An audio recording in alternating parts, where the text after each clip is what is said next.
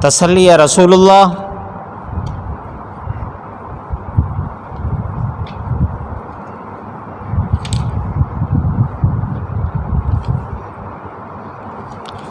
حصر علم الکلی فی ذات اللہ،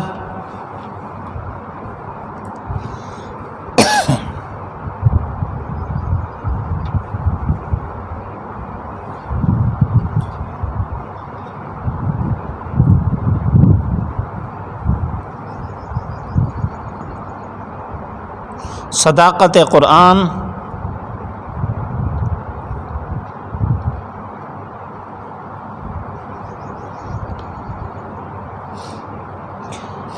تنزیہ الرحمن عن الاولاد،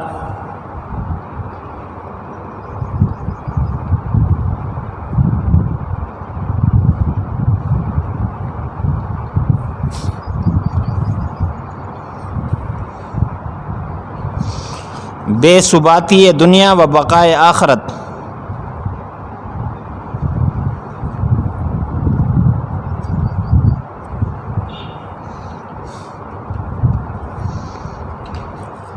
توحید بدلائل عقلیہ،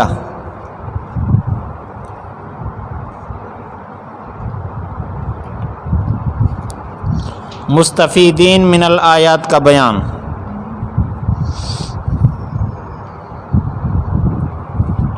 اب تفسیر دیکھیں، فرمایا وما تکون فی شأن وما تتلو منہ من قرآن، آپ خود کسی حالت میں ہوں، آپ اس قرآن مجید سے جو بھی پڑھیں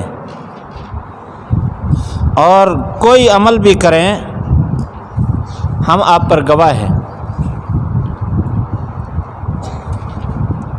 لہذا اللہ تعالیٰ کا علم الکلی بیان فرمایا کہ زمین و آسمان کا کوئی ذرہ بھی اللہ تعالیٰ سے پوشیدہ نہیں ہے، ذرے سے چھوٹی کوئی چیز ہو وہ بھی اللہ کے سامنے ہے۔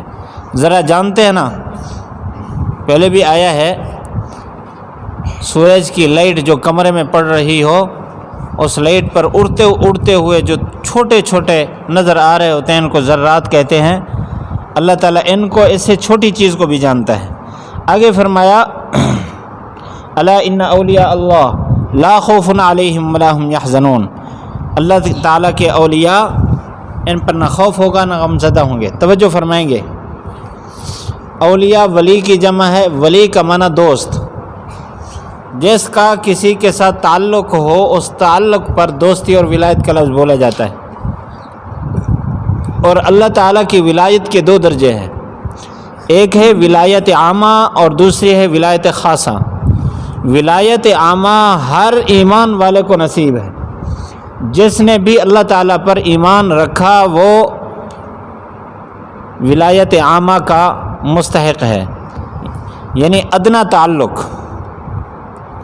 یہ ولایت عامہ جو ہر ایمان والے کو حاصل ہے، چاہے وہ گناہ گار ہے چاہے وہ نیک ہے۔ دوسری ولایت ہے ولایت خاصہ۔ ولایت خاصہ اس کے پھر مراتب ہیں اور لامتناہی مراتب ہیں۔ جس طرح اللہ تعالیٰ بلند اور بالا ہے، اسی طرح اللہ تعالیٰ کے اس تعلق کے درجات بھی بہت بلند ہیں اور بے انتہا ہیں۔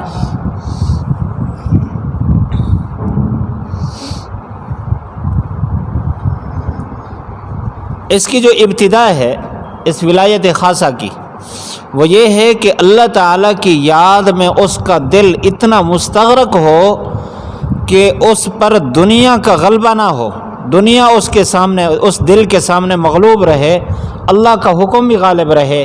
یہ ولایت خاصہ کی ابتدا ہے، اور آگے اس کی انتہا کوئی نہیں ہے۔ یہاں جس ولایت کا تذکرہ ہے یہ ولایت خاصہ ہے۔ فرمایا اولیاء جو اللہ کے خاص اولیاء ہیں، نہ ان پر خوف ہوگا نہ یہ غم زدہ ہوں گے۔ ولایت کا معنی سمجھ گئے؟ اور ہم نے یہ والی حاصل کرنی ہے۔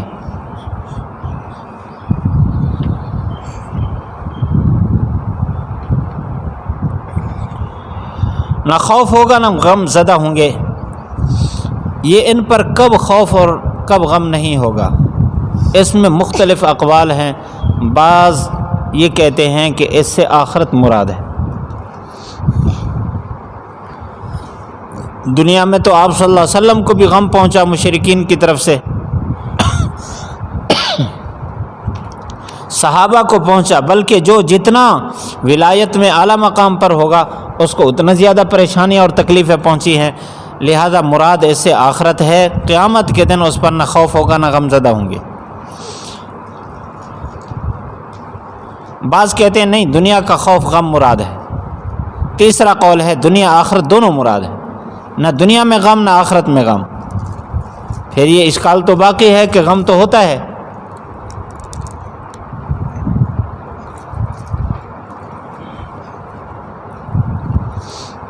تو اس کا جواب یہ ہے غم ہوتا ہے کیونکہ انسان ہے اور انسان حالات سے طبعی طور پر متاثر ہوتا ہے، لیکن یہ جو خاص اولیاء ہوتے ہیں ان کے دل میں دنیا کی محبت نہیں ہوتی، آخرت کی محبت ہوتی ہے، اس لیے ان حالات میں ان کا التفات آخرت کی طرف رہتا ہے۔ جب ان کا التفات آخرت کی طرف رہتا ہے، اللہ تعالیٰ کی آخرت کی طرف سے جو انعامات ہیں وہ سامنے ہوتے ہیں، تو ان کے لیے یہ دنیا اور دنیا کے غموم و ہموم مؤثر نہیں ہوتے ان کی ذات پر۔ تو جب مؤثر نہیں ہوتے تو بظاہر تو لگتا ہے لوگوں کو کہ یہ تو پریشان ہیں، ان پر حالات ہوئے ہیں، لیکن اس کا دل مطمئن ہوتا ہے، دل پر کوئی خوف اور غم نہیں ہوتا۔ ایسا غم جو دنیا داروں کو ہوتا ہے وہ دین داروں کو، اولیاء کو نہیں ہوتا، کیونکہ ان کی نظر آخرت پر ہوتی ہے۔ یہ ایسے ہے جیسے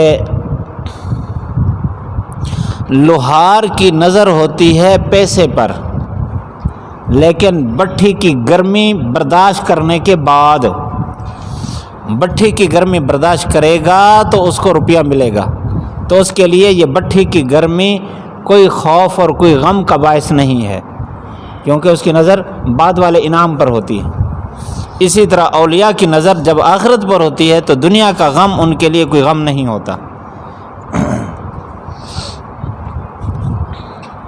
لہم البشرا، صراحت ہے کہ ان کے لیے دنیا میں بھی خوشخبری ہے، آخرت میں بھی، اور اللہ کے یہ وعدے ایسے ہیں کہ یہ تبدیل بھی نہیں ہو سکتے۔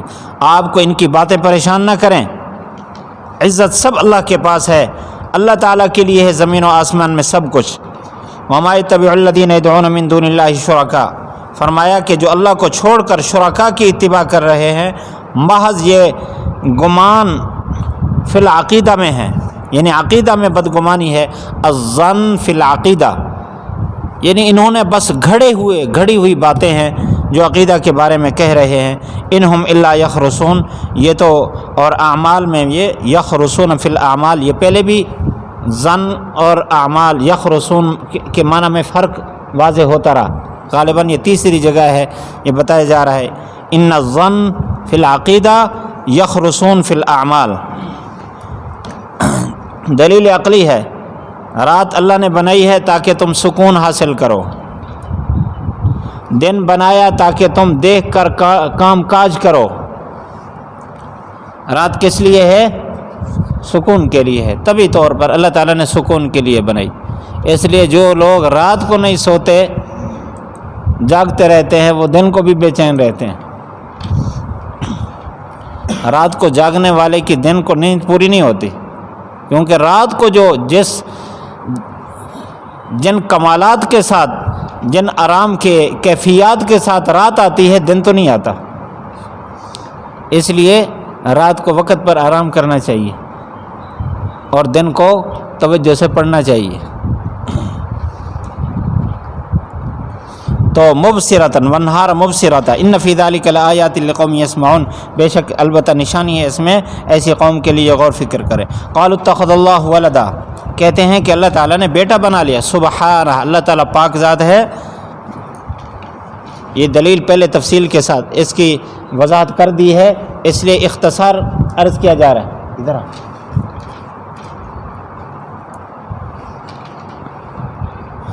کہ بیٹا انسان کی ضرورت ہے، مشکل اوقات میں معاون بنتا ہے، تعاون کا سبب ہے۔ اور اللہ تو وہ ذات ہے جو بے نیاز ہے، اس کو کسی کی ضرورت نہیں، اس میں کمال ہی کمال ہے، اس میں زوال ہے ہی نہیں۔ جب زوال نہیں، کمال ہی کمال ہے، تو پھر اس کو اولاد کی کیا ضرورت ہے؟ اس لیے فرمایا هو الغنی، وہ بے نیاز ہے ہر چیز سے، ساری زمین و آسمان اسی کی ہے۔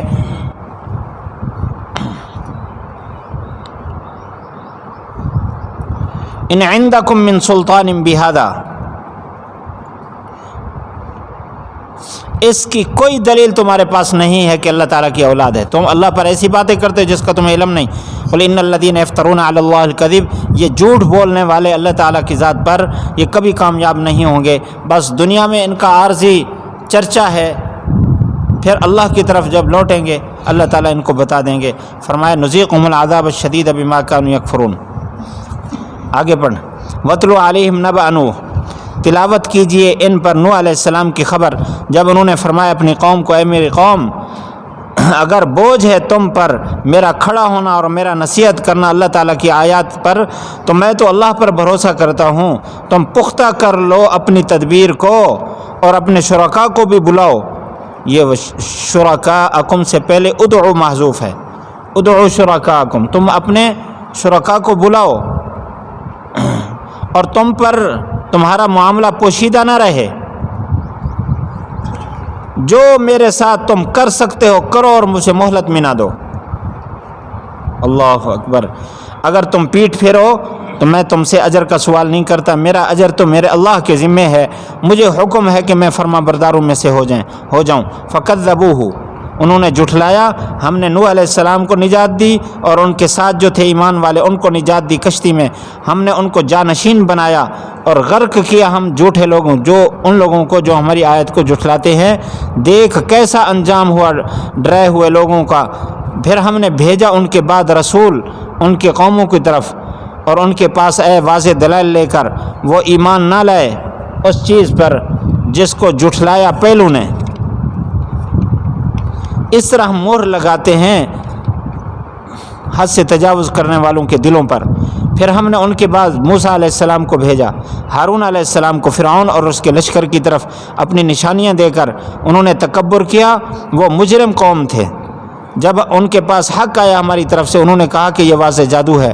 موسیٰ علیہ السلام نے فرمایا کیا تم حق کے بارے میں ایسی باتیں کہتے ہو جب تمہارے پاس آئے؟ اسحر ھذا، کیا یہ جادو ہے؟ حالانکہ جادوگر تو کامیاب نہیں ہوتے۔ انہوں نے کہا آپ ہمارے پاس آئے ہیں تاکہ ہمیں ہٹا دیں اس مذہب سے جس پر ہم نے اپنے آبا کو پایا، وَتَكُونَ لَكُمُ الْكِبْرِيَاءُ، اور چودراہٹ تمہارے لیے ہو زمین میں، وَمَا كُنَّا، ہم تم پر ایمان نہیں رکھتے۔ فرعون نے کہا لے آؤ میرے پاس ہر قسم کا، ہر ماہر جادوگر، علیم یہاں ماہر کے معنی میں، ماہر جادوگر۔ جب ان کے پاس جادوگر آئے، ان کو موسیٰ علیہ السلام نے فرمایا تم ڈالو گے کیا ڈالتے ہو؟ جب انہوں نے ڈالا، موسیٰ علیہ السلام نے فرمایا ما جئتم به السحر، جو کچھ تم لائے ہو یہ تو جادو ہے۔ ان اللہ سیبطلہ، اللہ تعالیٰ ان کو باطل کرے گا۔ اللہ تعالیٰ مفسدین کے عمل کو بننے نہیں دیتا۔ اللہ تعالیٰ نے حق کو واضح کر دیا اپنے کلمات کے ساتھ، واضح کرتا ہے اپنے کلمات کے ساتھ، اگرچہ مجرم ناپسند سمجھیں۔ ربط،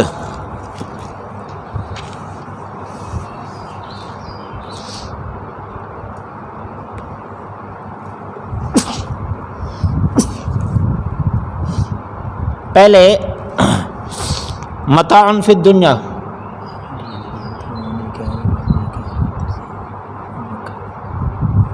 کیا؟ اچھا ٹھیک۔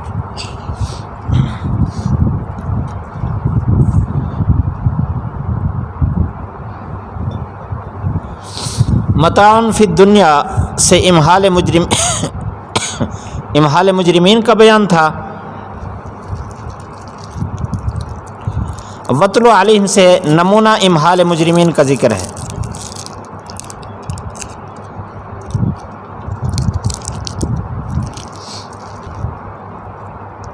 وَاتْلُ عَلَيْهِمْ سے نمونہ امہال مجرمین۔ دوسرا ربط،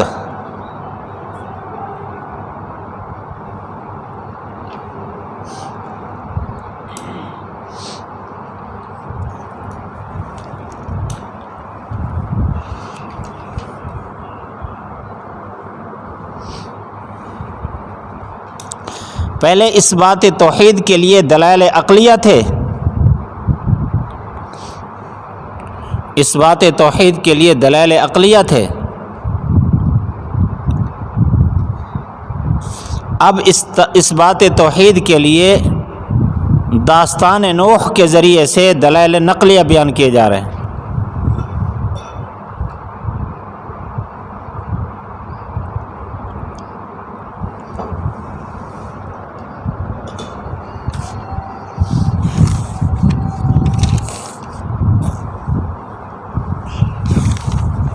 موضوع تبلیغ حضرت نوح علیہ السلام،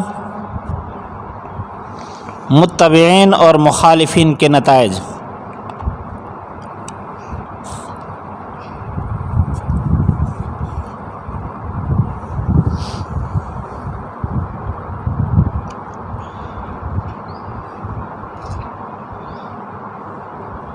خلاصہ،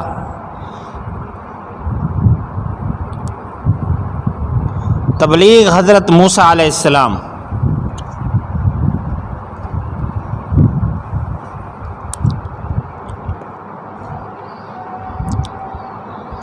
نتائج مخالفین و شکایات۔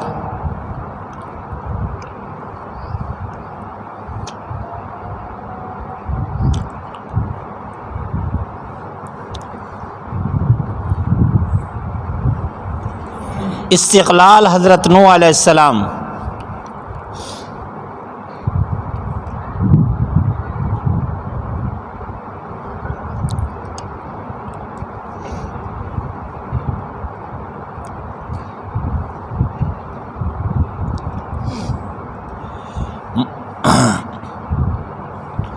طریق تبلیغ،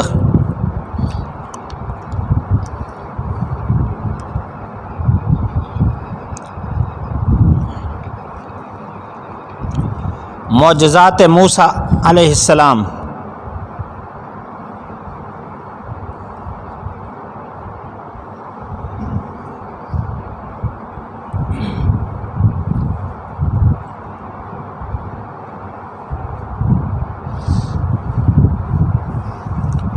مقابلہ ساحرین،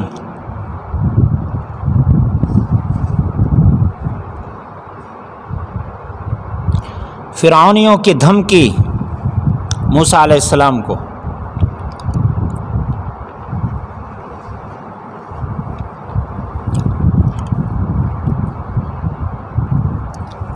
یہ منہ میں ڈالی ہوئی ہے۔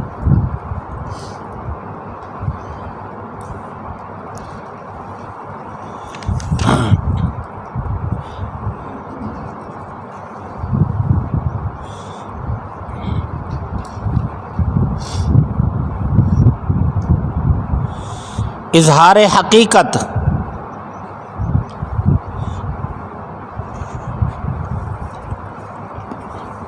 تفسیر سنیں۔ حضرت نوح علیہ السلام کا تذکرہ پہلے گزر چکا ہے۔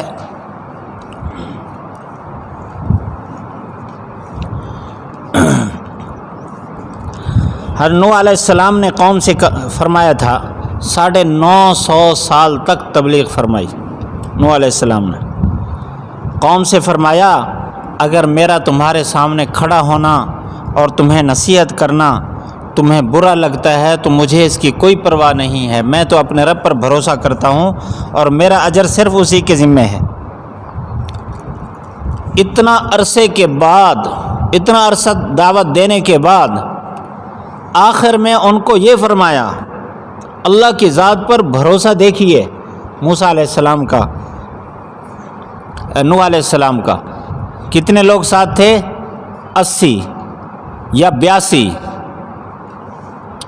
اور دوسری طرف قوم ہزاروں کی تعداد میں، اور طاقتور بھی ہیں، مالدار بھی ہیں، ظاہری باطنی ان کے سامنے طاقت ہے، لیکن نوح علیہ السلام کا اللہ پر بھروسہ یہ ہے، انہوں نے فرمایا اجمعوا امرکم، تم ساری تدبیریں جمع کر لو اور اپنے شرکاء کو بلا لو، اور پھر تم پر کوئی معاملہ پوشیدہ نہ رہے، میرے ساتھ ثم اقضوا الیہ، میرے ساتھ جو کرنا ہے کرو اور مجھے کوئی مہلت نہ دو،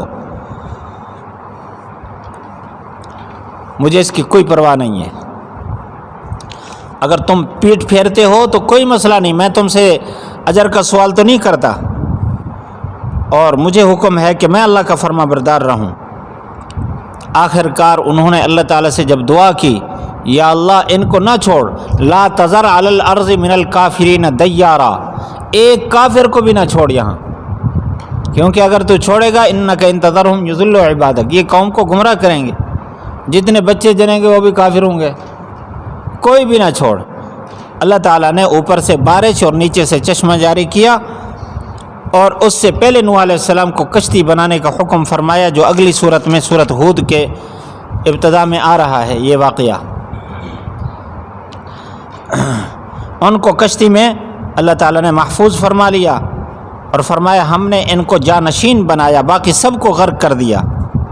یہ تو نوح علیہ السلام کا واقعہ ہے۔ نوح علیہ السلام کے بعد پھر ابراہیم علیہ السلام، اسماعیل علیہ السلام، اسحاق علیہ السلام، پھر یعقوب علیہ السلام، پھر یوسف علیہ السلام، پھر اس بنی اسرائیل میں بہت سارے انبیاء علیہم السلام اے قوم کو دعوت دیتے رہے، ان سب کا اجمالی تذکرہ فرمایا۔ اس کے بعد ہم نے بہت سارے رسول بھیجے قوموں کی طرف، دلائل لے کر آئے، قوم مخالفت کرتی رہی، ہم نے قوم کے دلوں پر مہر لگائی۔ یہ ایک عرصہ تک 2000 سال کے بعد موسیٰ علیہ السلام آئے۔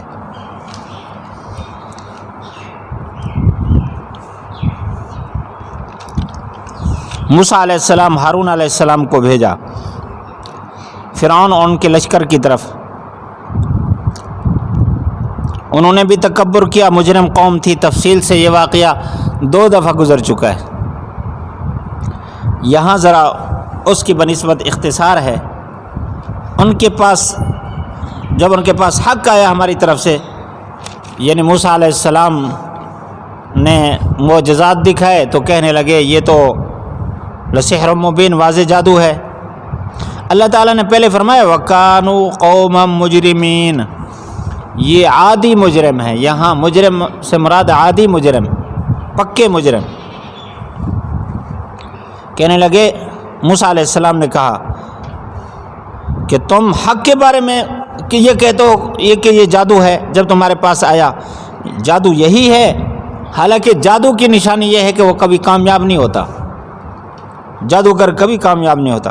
قالوا اجئتنا لتلفتنا، قوم کا عناد ہے۔ آگے کہتے ہیں لتلفتنا عما وجدنا، ما سے مراد یہاں مذہب ہے، مذہب تو ہمیں اس مذہب سے ہٹاتا ہے جس مذہب پر ہم نے اپنے آباء و اجداد کو پایا ہے،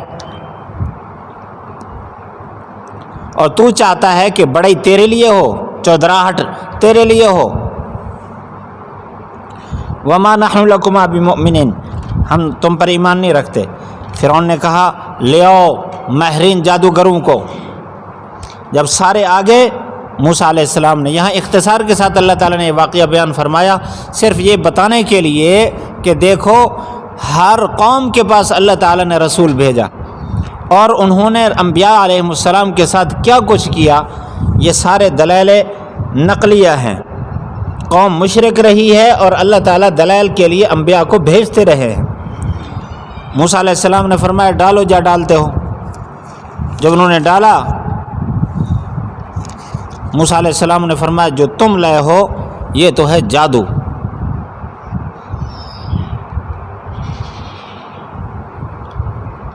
السلام علیکم ورحمۃ اللہ وبرکاتہ۔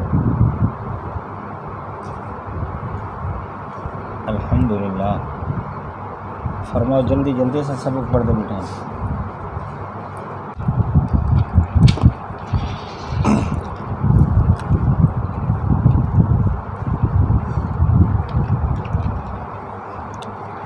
فرمایا کہ یہ جادو ہے جو کچھ تم لائے ہو، اللہ اس کو باطل کرے گا۔ اللہ تعالیٰ مفسدین کے عمل کو بننے نہیں دیتا. لا یصلح کا معنی نہیں بننے دیتا مفسدین کا عمل. حق کو اللہ واضح کرتا ہے اپنے کلمے کے ساتھ، اگرچہ مجرم ناپسند سمجھ رہے ہو. ترجمہ دیکھیے، فما آمن موسیٰ، موسیٰ علیہ السلام پر ایمان نہ لائے شروع میں مگر چند لڑکے، ذریۃ من قومہ، اس کی قوم میں سے چند لڑکے، اس خوف پر فرعون سے ڈرتے ہوئے، اس کے لشکر سے ڈرتے ہوئے، ان یفتنہم، کہ ان کو تکلیف میں نہ ڈالے. بے شک فرعون بڑا سرکش تھا زمین میں اور حد سے تجاوز کرنے والا تھا. موسیٰ علیہ السلام نے فرمایا، قوم اگر تم اللہ پر ایمان رکھتے ہو تو اسی پر بھروسہ کرو، اگر تم مسلمان ہو پریشان نہ ہو. وہ تسلی دی ان کو. انہوں نے کہا ہم اللہ پر بھروسہ رکھتے ہیں، اے ہمارے رب ہمیں تختہ مشق نہ بنانا ظالم قوم کے لیے. اللہ پر بھروسہ تو رکھ رہے ہیں لیکن تھوڑا تھوڑا ڈر بھی ہے، اس لیے مانگ رہے ہیں یا اللہ یہ تختہ مشق نہ بنانا. وَأَوْحَيْنَا إِلَى مُوسَىٰ وَأَخِيهِ، ہم نے وحی کی موسیٰ اور ان کے بھائی کی طرف، یہ کہ برقرار رکھو اپنی قوم کو مصر کے گھروں میں، وَجَعَلُوا بُيُوتَكُمْ، اور اپنے گھروں کو مصلی بناؤ، قبلہ بناؤ، نماز قائم کرو اور مومنین کے ساتھ مومنون کو خوشخبری سنا دو. موسیٰ علیہ السلام نے فرمایا، اے ہمارے رب بے شک انک اتیتا، آپ نے تو فرعون اور اس کے لشکر کو زینت عطا کر دی، مال عطا کیا دنیا کی زندگی میں. اے ہمارے رب یہ تو تیرے راستے سے گمراہ کر رہے ہیں، یا اللہ اس کو ملیا میٹ کر دے، اس کے مال اور اس کی مال کو ملیا میٹ کر دے اور ان کے دلوں کو سخت کر دے، یہ ایمان نہ لائیں یہاں تک کہ دردناک عذاب دیکھ لیں. قال قد اجیبت، فرمایا تمہاری دعا قبول ہو گئی، تم بس مضبوط رہو. یہ ان کے راستے کی اتباع نہ کرنا جو نہیں جانتے.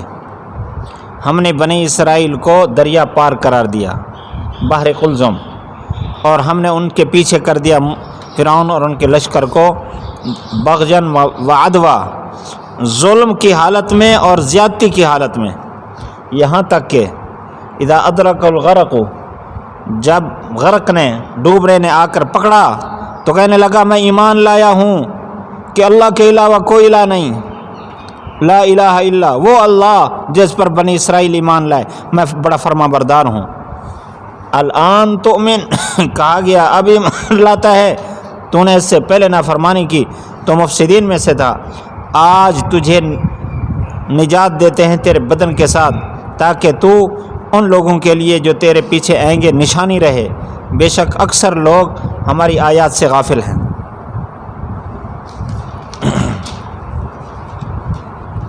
فما آمن لموسیٰ، ربط بقیہ داستان حضرت موسیٰ علیہ السلام. ربط سمجھ آ گیا؟ پیچھے بھی داستان موسیٰ تھی، اب بھی داستان موسیٰ ہے، یہ ربط ہے. بقیہ داستان موسیٰ علیہ السلام.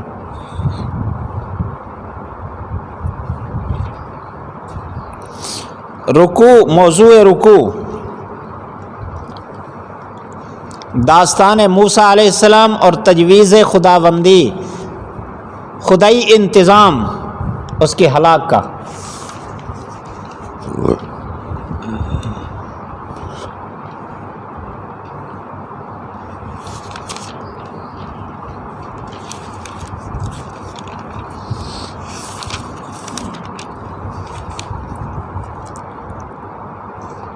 خلاصہ،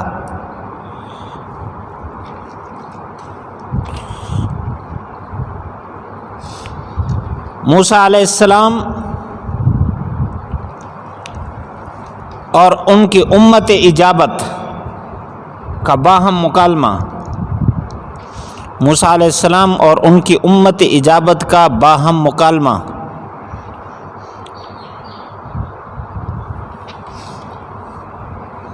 درخواست موسیٰ اور اجابت درخواست.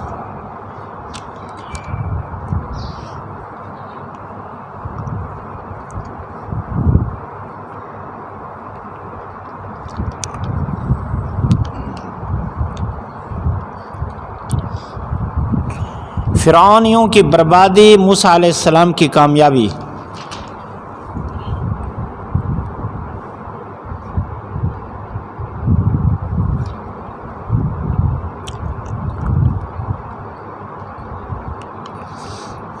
فرعون کا اظہار ایمان اور اس کا غیر مقبول ہونا۔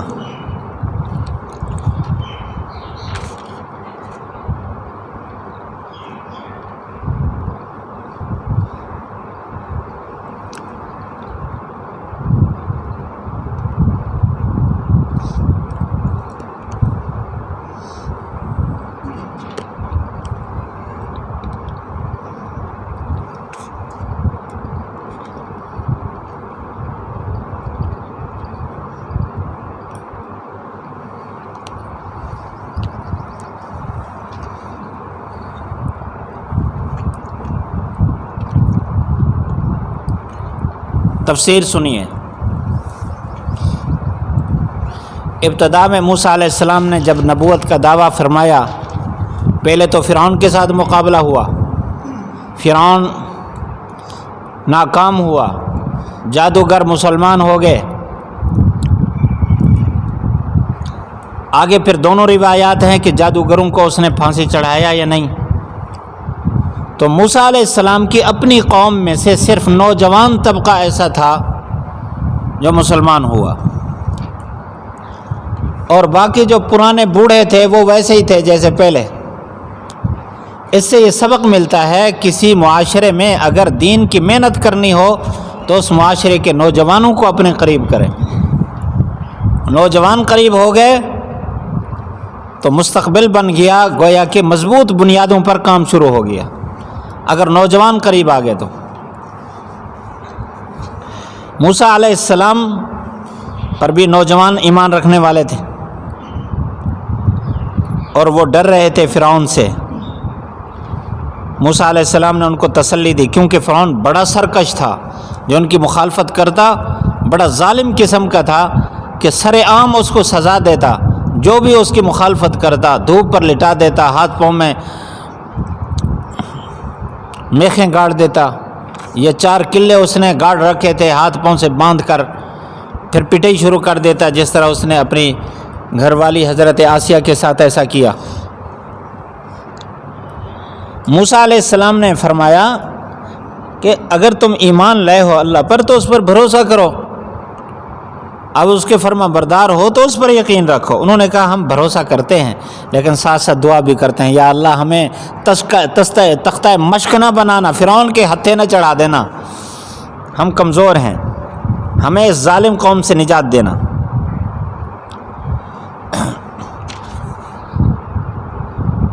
یہ قوم نے دعا کی، اللہ تعالیٰ نے اس دعا کو قبول فرمایا۔ اللہ تعالیٰ نے فرمایا ادھر مصر میں رہو، ابھی تمہارے یہاں سے جانے کا وقت نہیں آیا، ابھی دعوت چلاؤ۔ ان نوجوانوں کو ملا کر موسیٰ علیہ السلام نے خوب دعوت چلائی، یہاں تک کہ بنی اسرائیل ایمان لے آئے۔ یہاں رہنے کے اصول بیان فرمائے کہ ان تبوا لقومکما بمصر بیوتا، کہ مصر ہی میں اپنی قوم کے لیے گھروں کو پکا کرو ادھر ہی، وجعلوا بیوتکم قبلۃ، اور اپنے گھروں کے اندر نماز پڑھیں۔ قبلہ سے مراد یہاں مصلی ہے، کہ اپنے گھروں میں الگ الگ نماز پڑھیں، اجتماعی عبادت نہ کریں، مخفی نمازیں پڑھیں، نماز قائم کریں، ایمان والوں کو خوشخبری دے دیں۔ موسیٰ علیہ السلام نے اللہ تعالیٰ سے دعا شروع فرمائی۔ وقال موسیٰ، دعا کرنے والے کون ہیں؟ توجہ، اس کے بعد ایک نقطہ عرض کرنا ہے۔ موسیٰ علیہ السلام اللہ تعالیٰ سے دعا کر رہے ہیں کہ اللہ تو نے فرعون اور اس کے لشکر کو زینت دی، مال دیا دنیا کی زندگی میں، یہ اسی کے ذریعے سے تیرے راستے سے گمراہ کر رہے ہیں۔ تو اس سے ثابت ہوا کہ ہمیشہ گمراہ لوگوں کے پاس مال زینت زیادہ ہوتا ہے، ایمان والوں کو اس سے متاثر نہیں ہونا چاہیے۔ بہت سارے لوگ متاثر ہو جاتے ہیں، یار کہتے ہیں کہ مدرسوں میں پڑھا کے کیا کریں گے، یہاں تو بھوک ہے، یہاں تو رسوائی ہے، عصری تعلیم حاصل کرو، ڈگریاں حاصل کرو، مزے کرو، جب تک زندگی ہے اس وقت تک بھی کھاؤ، جب بوڑھے ہو جاؤ گے ویسے کام کرنا، ریٹائر ہو جاؤ گے پینشن ملے گی، جب مر جاؤ گے اولاد کو کچھ نہ کچھ مل جائے گا۔ مولویوں کے پاس کیا ہے؟ اور حقیقت یہ ہے کہ جتنا اللہ تعالیٰ اس راستے میں پینشن دیتا ہے اتنا اس راستے میں پینشن نہیں دیتا، جس طرح دین کے راستے سے پینشن ملتی ہے۔ دیندار متقی ہو، فراڈی نہ ہو، ظاہری شکل اس نے دین کی نہ بنا رکھی ہو، کھانے پینے کا اڈا نہ بنا رکھا ہو، مقصود اللہ کو خوش کرنا ہو، تو جتنا یہ بوڑھا ہوتا چلا جاتا ہے اتنا قیمت بڑھتی چلی جاتی ہے۔ آپ نے دیکھا نا، جب چلنے کے قابل نہیں رہتے تو کئی لوگ ہوتے ہیں ان کی خدمت میں، اور بڑی سعادت، بڑی خوش قسمتی، تبرکات لیتے ہیں، حضرت یہ کھایا ہوا بچا ہوا ہمیں دے دے، یہ جو رومال استعمال شدہ یہ پگڑی ہمیں دے دے۔ اور جو اس راستے پر ہوتا ہے جب ریٹائر ہوتا ہے تو اولاد بھی دور جا کے ڈالتی ہے، پھر کھانس رہا ہے، بخار ہو رہا ہے اس کو، وہ پینشن سے مہینے کے بعد بینک سے کچھ پیسے نکلوا کر گزارا کرتے ہیں، نہ ان کے قریب اولاد آتی ہے نہ دوست آتے ہیں، کھانس کے مر جاتے ہیں، کوئی قریب ہی نہیں جاتا۔ اور یہ تو مشاہدات میں باتیں آ رہی ہیں، ابھی بھی اللہ تعالیٰ کے وعدوں پر یقین نہیں ہے، پھر بھی کہتے ہیں کہ یہاں کیا کرنا ہے، مولویوں کے پاس کیا ہوتا ہے، جو کچھ عصری تعلیم اور ڈگریاں حاصل کرو، مزے کرو گے، مزے نہیں، ذلت کا راستہ ہے، چند دن کے مزے ہیں بس، یہاں دنیا میں بھی مزے ہیں، آخرت میں بھی مزے ہیں۔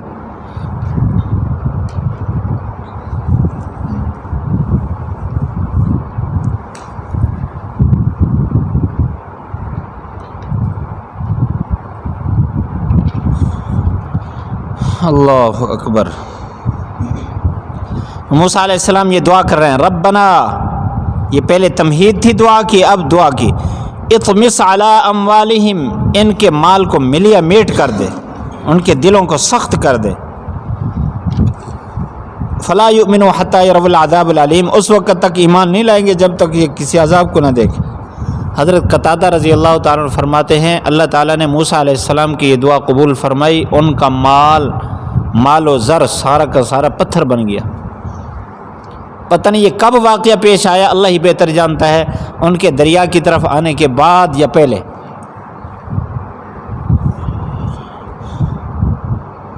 قال لقد اجیبت دعوتکما، اللہ تعالیٰ نے فرمایا تم دونوں کی دعا قبول کر لی گئی، تم قائم رہو، ان لوگوں کی اتباع نہ کرنا جو نہیں جانتے۔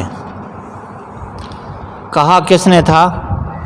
قال موسیٰ، میں جو نقطہ بتانے والا ہوں وہ یہ ہے، کہا کس نے تھا؟ موسیٰ علیہ السلام نے دعا کی اور اللہ تعالیٰ فرما رہے ہیں تم دونوں کی دعا قبول کر لی۔ اس کا مطلب ہے کہ موسیٰ علیہ السلام تھے امام، ہارون علیہ السلام تھے مقتدی، تو امام کی دعا مقتدی کی دعا ہے، دونوں کی دعا قرار دی نا، تو امام کی فاتحہ مقتدی کی بھی فاتحہ ہے، کیونکہ امام کے اقوال مقتدی کے اقوال سمجھے جا رہے ہیں۔ کہا موسیٰ علیہ السلام نے ہے، اللہ تعالیٰ جواب میں فرمایا تم دونوں کی دعا قبول کر لی، کیونکہ ایک امام تھا ایک مقتدی تھا۔ وجاوزنا ببنی اسرائیل البحر،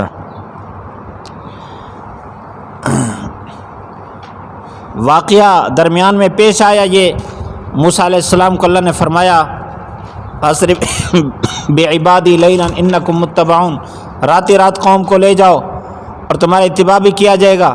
انہوں نے قبطیوں کو، فرعونیوں کو تسلی دینے کے لیے ان سے زیورات بھی لے لیے عاریتاً، کہ ہم نے میلے پر جانا ہے، شادی پر جانا ہے، ہمیں زیورات دے دو۔ عورتوں نے عورتوں سے مانگ لیے تاکہ ان کو تسلی ہو کہ یہ کہیں باہر نکلے نہیں جا رہے، واپس آئیں گے۔ تو جب صبح ہوئی پتہ چلا، رات پتہ چل گیا کہ یہ سارے بنی اسرائیل ٹبر سمیت سارا کچھ اٹھا کے لے کے جا رہے ہیں۔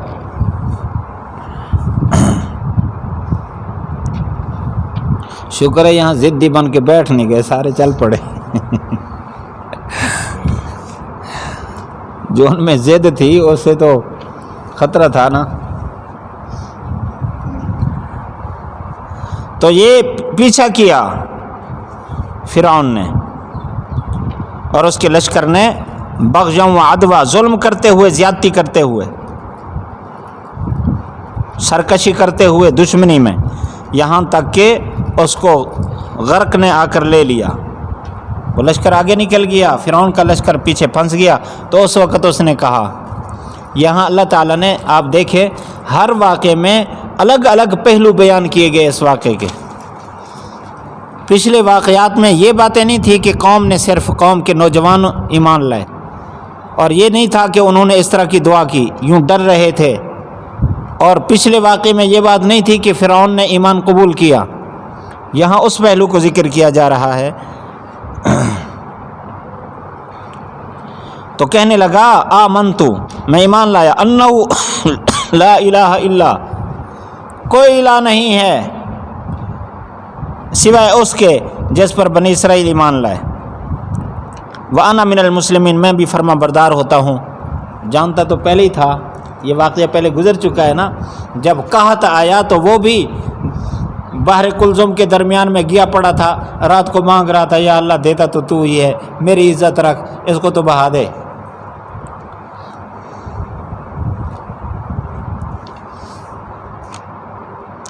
اللہ تعالیٰ حالات بھیجتا ہے، قوم کے دل و دماغ پر مہر لگ جاتی ہے۔ ایک بات تو عجیب سی ہے، حکیم اختر صاحب رحمۃ اللہ علیہ فرماتے ہیں کہ شاہ عبد الغنی پھول پوری رحمۃ اللہ علیہ، لوگ ان سے آخر میں بہت زیادہ عقیدت رکھتے تھے، ہاتھ چومتے تھے، پتہ نہیں ان سے کیا کچھ عقیدت رکھتے تھے۔ تو ایک دفعہ وہ کہنے لگے،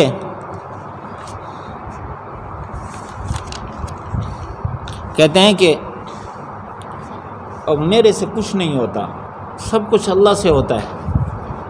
میرا تو حال یہ ہے کہ رات میرے پیٹ میں درد ہوا، اور اتنا درد ہوا، اتنا کہ میں چارپائی کے یہ جو ہوتی ہے لکڑی کنارے والی، پہلو والی، میں اس کو چمٹا رہا، اتنا درد ہوا کہ پھر میں گرا، بس تھوڑی سی ہوا کا خروج ہوا تو پھر مجھے چین آیا۔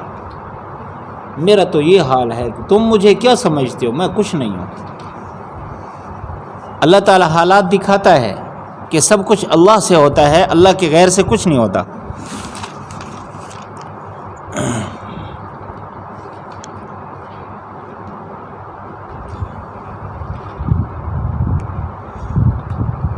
اللہ اکبر۔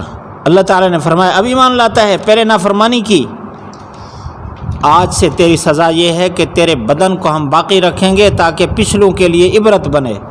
اور آج تک وہ بدن پڑا ہوا ہے مصر کے ایک عجائب خانے میں۔ وَإِنَّ كَثِيرًا مِّنَ النَّاسِ عَنْ آيَاتِنَا لَغَافِلُونَ وَلَقَدْ بَوَّأْنَا بَنِي إِسْرَائِيلَ، تاکہ ہم نے ٹھکانہ دیا بنی اسرائیل کو مستقل ٹھکانہ، اور ہم نے ان کو پاکیزہ رزق دیا، نہیں اختلاف کیا انہوں نے یہاں تک کہ ان کے پاس علم آ گیا۔ بے شک تیرا رب ان کے درمیان فیصلہ کرنے والا ہے قیامت کے دن جس میں یہ اختلاف کرتے ہیں۔ فَإِن كُنتَ فِي شَكٍ، پس اگر آپ شک میں ہیں اس سے جو ہم نے آپ کی طرف نازل کیا، تو آپ پوچھئے ان سے جو کتاب پڑھتے ہیں آپ سے پہلے، لَقَدْ جَاءَكَ الْحَقُّ، کہ آپ کے پاس حق آیا ہے آپ کے رب کی طرف سے، آپ شک پڑھنے والوں میں سے نہ ہوں، اور نہ ہوں ان لوگوں میں سے جنہوں نے اللہ کی آیات کو جھٹلایا، وہ خسارہ پانے والے ہو گئے۔ بے شک وہ لوگ جن پر تیرے رب کا کلمہ ثابت ہوا ہے وہ ایمان نہیں لائیں گے۔ وَلَوْ جَاءَتْهُمْ، اگرچہ آئے ان کے پاس ہر قسم کے دلائل، یہاں تک کہ وہ عذاب، دردناک عذاب کو دیکھ لیں۔ فلولا كانت قریۃ، اگر نہ ایمان لاتی کوئی بستی، اگر نہ ہوتی کوئی بستی ایمان لائی، پس ان کے ایمان نے اس کو نفع دیا سوائے قوم یونس نے۔ کیوں نہ تھی کوئی بستی ہلاک شدہ بستیوں میں سے کہ ایمان لاتی، پس نفع دیا اس کو اس کے ایمان نے، مگر یونس کی قوم۔ اب اس کا ترجمہ تحریر کر لیں، ترجمہ تھوڑا سا مشکل ہے۔ کیوں نہ تھی کوئی بستی ہلاک شدہ بستیوں میں سے کہ ایمان لاتی، پس نفع دیا اس کو اس کے ایمان نے، مگر قوم یونس۔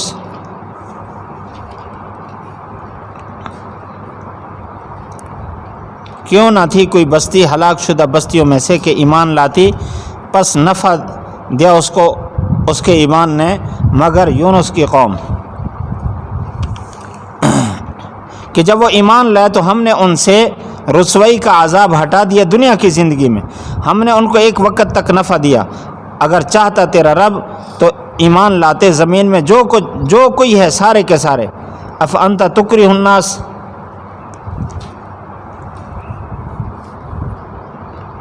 کیا آپ ناپسند کریں گے لوگوں کو یہاں تک کہ یہ سارے مومن ہو جائیں؟ حالانکہ ہر نفس کے لیے نہیں، ہر نفس کے لیے کہ ایمان لائے، مگر اللہ کی مشیت کے ساتھ۔ وَيَجْعَلُ الرِّجْسَ، ڈالتا ہے گندگی کو ان لوگوں پر جو عقل نہیں رکھتے۔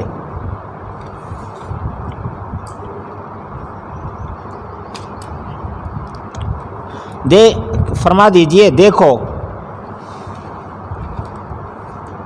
انظرو ماذا، کیا ہے جو کچھ آسمان میں ہے اور زمین میں ہے، وما تغنی الآیات، اور جو نفع نہیں دیتے دلائل اور دھمکیاں، نفع نہیں دیتے دلائل اور دھمکیاں ایسی قوم کو جو ایمان نہیں رکھتی۔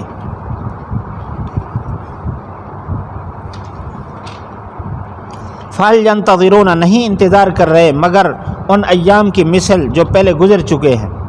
فرما دیجئے انتظار کرو، میں تمہارے ساتھ انتظار کرنے والا ہوں۔ ثُمَّ نُنَجِّي رُسُلَنَا، پھر ہم نجات دیں گے اپنے رسولوں کو اور ان کو جو ایمان لائے۔ اسی طرح ہم پر حق ہے کہ ایمان والوں کو ہم نجات دیتے ہیں۔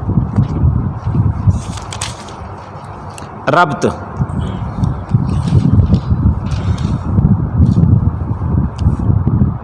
بقیہ داستان حضرت موسیٰ علیہ السلام، یہ ربط ہے۔ موضوع،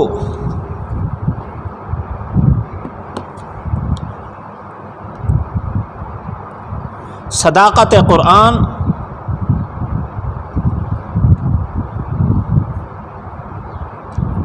منکرین قرآن کی تردید،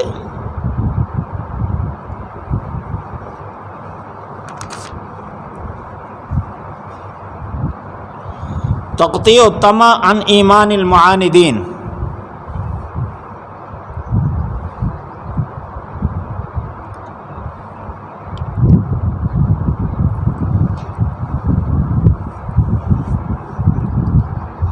خلاصہ،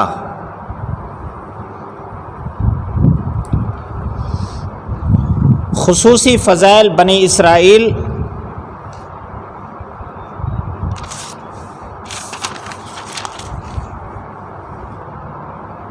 تذکیر بما بعد الموت،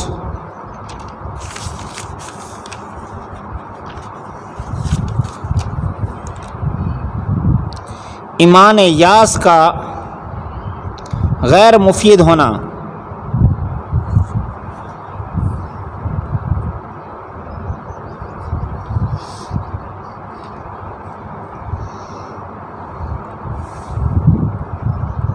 نفی اکراہ فی الاسلام،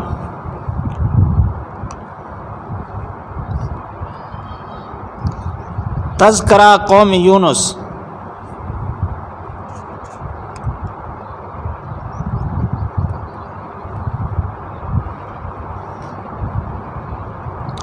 تسلی رسول اللہ و مؤمنین،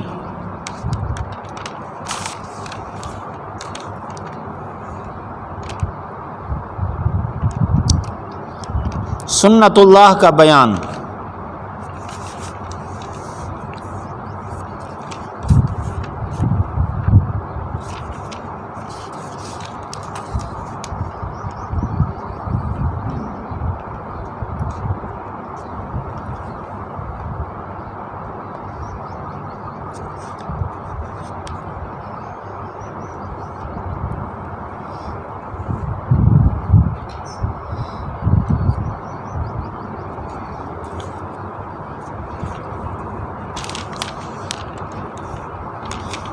تفسیر دیکھیں،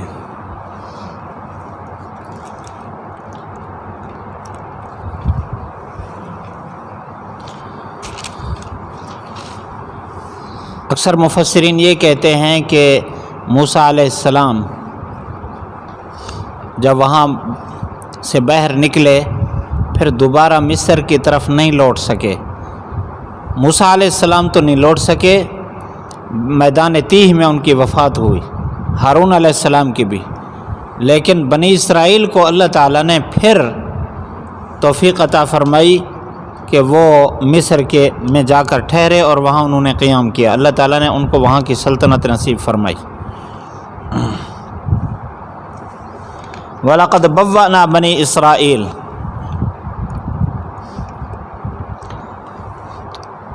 اللہ تعالیٰ نے اسی کا تذکرہ فرمایا کہ ہم نے بنی اسرائیل کو ٹھکانہ دیا، اچھا ٹھکانہ، مبوّأ صدق، اچھا ٹھکانہ، یعنی فرعون کے غرق ہونے کے بعد مصر اور شام دونوں کی بادشاہت عطا فرمائی۔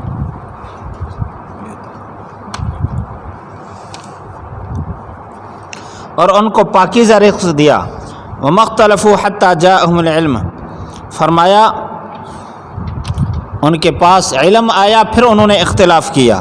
ان ربک یقضی بینہم یوم القیامہ فیما کانوا فیہ یختلفون،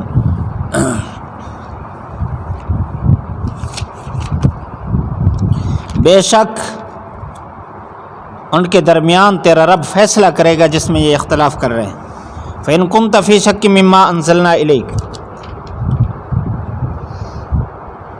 عند البعض یہ حضور صلی اللہ علیہ وسلم کو خطاب ہے۔ اگر آپ صلی اللہ علیہ وسلم کو خطاب ہو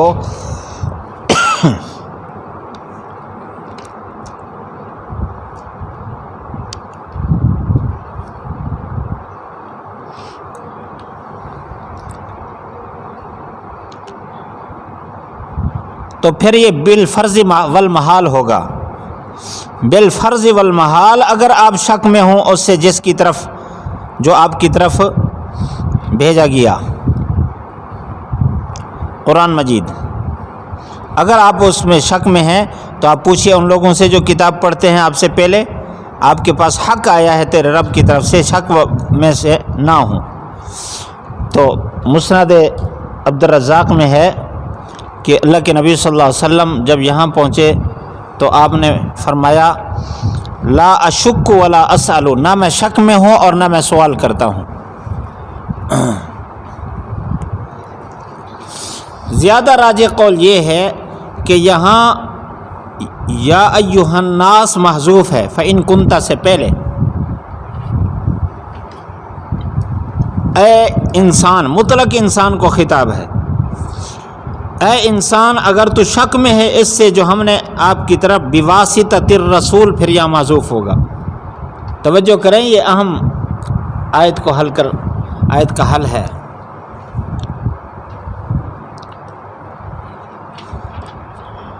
مما انزلنا الیک بواسطۃ الرسول ہوگا۔ اے انسان آپ کے پاس جو کتاب پہنچی رسول اللہ صلی اللہ علیہ وسلم کے واسطے سے، اگر آپ شک میں ہیں تو پھر جو قرآن پڑھتے ہیں آپ سے پہلے آپ ان سے پوچھیں، آپ کے پاس سچی کتاب ہے یا آپ کے رب کی طرف سے، آپ شک میں سے نہ ہوں۔ دو احتمال سمجھ آ گئے؟ سمجھ آ گئے دو احتمال؟ دوبارہ عرض کرتا ہوں، ایک احتمال یہ ہے کہ فَإِن كُنْتَ کا خطاب حضور صلی اللہ علیہ وسلم کو ہے۔ اگر یہ خطاب آپ صلی اللہ علیہ وسلم کو ہوگا تو پھر یہ بالفرض والمحال پر محمول ہوگا کہ اے نبی بالفرض والمحال اگر آپ شک میں ہوں تو پھر آپ اہل کتاب سے پوچھ لیں۔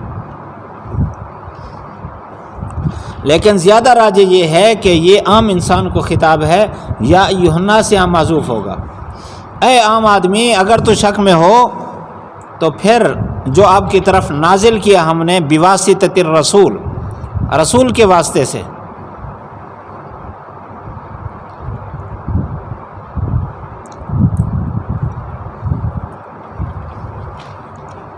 فلا تکونن من الذین کذبوا بآیاتنا، اب نہ ہوں ان لوگوں میں سے جنہوں نے جھٹلایا اللہ تعالیٰ کی آیات کو، فتکون من الخاسرین، وہ خسارہ پانے والے ہو گئے۔ ان الذین حقت علیہم کلمۃ ربک،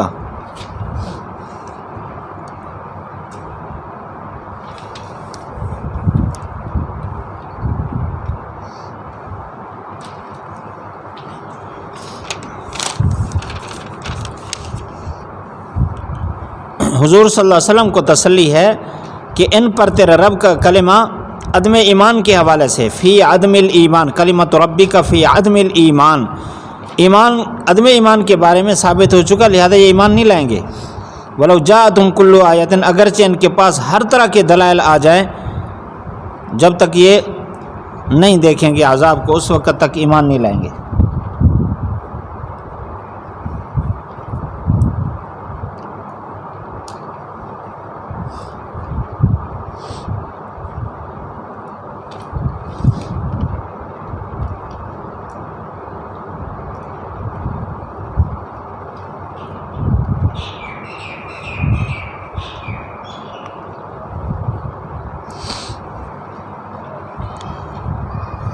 توجہ فرمائیں،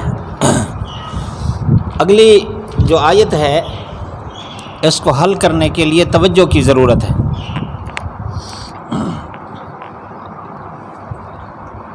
اللہ تعالیٰ نے ضابطہ بیان فرمایا کہ جب بھی کسی بستی نے انکار کیا، بستی والوں نے انکار کیا ایمان سے، پھر اللہ تعالیٰ کی طرف سے عذاب آیا، جب عذاب کو انہوں نے دیکھا پھر ایمان لائے۔ جب انہوں نے کہا کہ ہم ایمان لاتے ہیں تو ان کے ایمان نے ان کو نفع نہیں دیا، وہ اللہ کے عذاب میں مبتلا ہو گئے،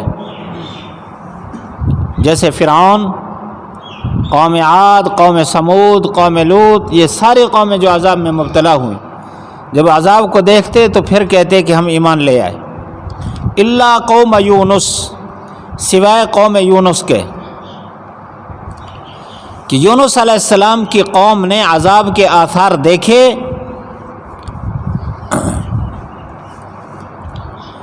اور انہوں نے توبہ کی، اللہ تعالیٰ نے توبہ ان کی قبول فرما لی۔ بعض مفسرین یہ فرماتے ہیں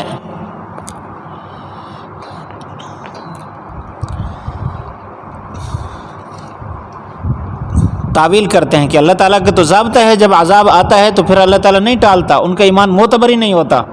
یہ ایمان یاس، مایوسی ہو گئی زندگی سے، اب ایمان قبول کیا، یہ ایمان معتبر نہیں ہے۔ ان کا کیوں معتبر ہوا؟ اس میں تعویل پیش کرتے ہیں۔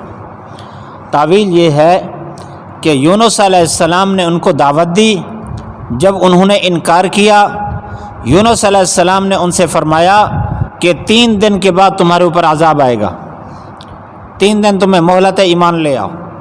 پھر بھی وہ ایمان نہ لے آئے، لیکن ان کو شک تھا تو انہوں نے آپس میں مشورہ کیا کہ دیکھتے ہیں اگر رات کو یونس علیہ السلام یہاں رہے تو اس کا مطلب ہے کہ کچھ نہیں ہوگا، اگر یہاں نہ رہے تو پھر ہمیں توبہ کرنی ہوگی۔ رات کو انہوں نے دیکھا یونس علیہ السلام کہیں نظر نہ آئے، جب صبح ہوئی تو ان کو کالے کالے بادل، کالے سیاہ دھوئیں کے بادل نظر آئے اور آہستہ آہستہ قریب ہوتے نظر آئے۔ بس ان کے دل میں خوف پیدا ہوا، ادھر یونس علیہ السلام نظر نہیں آ رہے تھے، یہ بھاگے سارے کے سارے، بچوں کو، عورتوں کو، سب کو لے کر، جانوروں کو لے کر جنگل میں آ گئے اور یہاں آ کر آہوزاری شروع کر دی۔ اللہ تعالیٰ نے عذاب ٹال دیا۔ کیوں ان کی توبہ قبول فرمائی؟ اس لیے کہ ابھی عذاب کے آثار نظر آئے تھے، عذاب کے فرشتے نظر نہیں آئے تھے، بس صرف بادل نظر آئے تھے۔ پہلی قوموں نے جو توبہ کی ہے عذاب چکھتے وقت توبہ کی، جب انہوں نے فرشتے بھی دیکھ لیے، اللہ کا عذاب اتر آیا، پھر توبہ کی، وہ توبہ معتبر نہیں تھی۔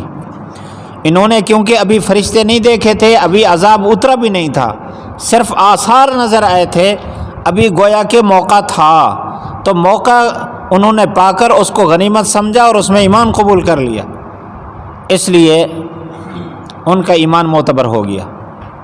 لہذا یہ قاعدہ سے مستثنی نہیں ہے، قاعدہ ضابطہ کے تحت ہے، لیکن کیونکہ ظاہری طور پر اس کی ابتدا ہو چکی تھی عذاب کی، اس وجہ سے اللہ تعالیٰ نے یہاں استثناء فرمایا کہ کسی قوم کو یوں نہیں چھوڑا اللہ تعالیٰ نے سوائے قوم یونس کو، لیکن حقیقتاً کے پاس ابھی موقع باقی تھا، آخری جو اس کے لمحات تھے اس میں یہ ایمان لے آئے، اللہ تعالیٰ نے قبول فرما لیا، یہ تعویل فرمائی۔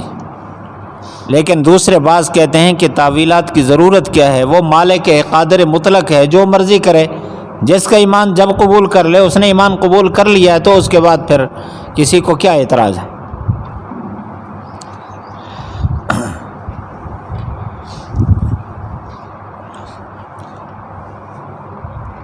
جب ان پر ہم نے کھولا رسوائی کا عذاب دنیا کی زندگی میں تو وہ ایمان لے آئے اور ان کو ایک وقت تک نفع دیا۔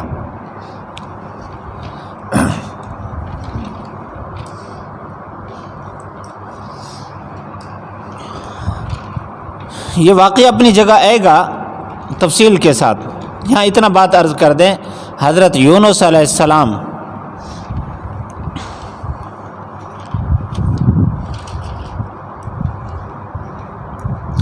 عراق کے موصل شہر کے قریب ایک بستی تھی، نینوا اس کا نام تھا، نینوا۔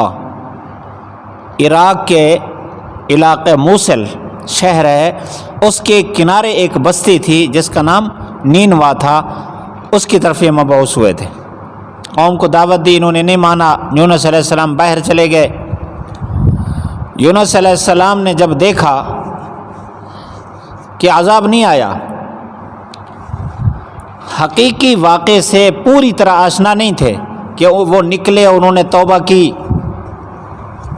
یونس علیہ السلام نے یہ سمجھا کہ اللہ تعالیٰ نے اپنا وعدہ واپس لے لیا، تو یونس علیہ السلام بجائے واپس آنے کے آگے چلے گئے۔ آگے جانے کی وجہ کیا تھی؟ وجہ یہ تھی کہ قوم کو بتا چکے تھے کہ عذاب آ رہا ہے، اور اس قوم میں ایک ضابطہ تھا کہ جھوٹے آدمی کی سزا انہوں نے قتل رکھی ہوئی تھی۔ تو یونس علیہ السلام کو یہ خدشہ ہوا اگر واپس گیا تو یہ تو مجھے جھوٹا قرار دیں گے کہ آپ نے کہا عذاب آئے گا، عذاب تو آیا نہیں، تو کہیں میری گردانی نہ مار دیں، تو اپنی جان بچانے کے لیے آگے چلے گئے۔ اگرچہ ان کا یہ آگے جانا یہ جائز تھا، جان بچانا تو فرض ہے، لیکن اللہ کے وحی اور حکم کے بغیر آگے گئے، حقیقت حال پوری طرح معلوم نہ تھا۔ آگے گئے تو ایک کشتی پر سوار ہوئے، کشتی جب درمیان میں پہنچی تو کشتی رک گئی، آگے پیچھے نہ جا سکی۔ تو کشتی کا جو ملا تھا اس نے کہا لگتا ہے کوئی بڑا گناہگار سوار ہے یا کوئی اپنے آقا کا بھگوڑا غلام اس پر سوار ہے، کیونکہ ہمیشہ اس کشتی کی یہ عادت رہی ہے جب اس طرح کا بندہ آتا ہے تو کشتی رک جاتی ہے، لہذا جو بندہ اس طرح کا ہے وہ کھڑا ہو جائے تاکہ دوسروں کی جان بچ جائے، وہ اپنی جان ضائع کر دے۔ حضرت یونس علیہ السلام کھڑے ہو گئے،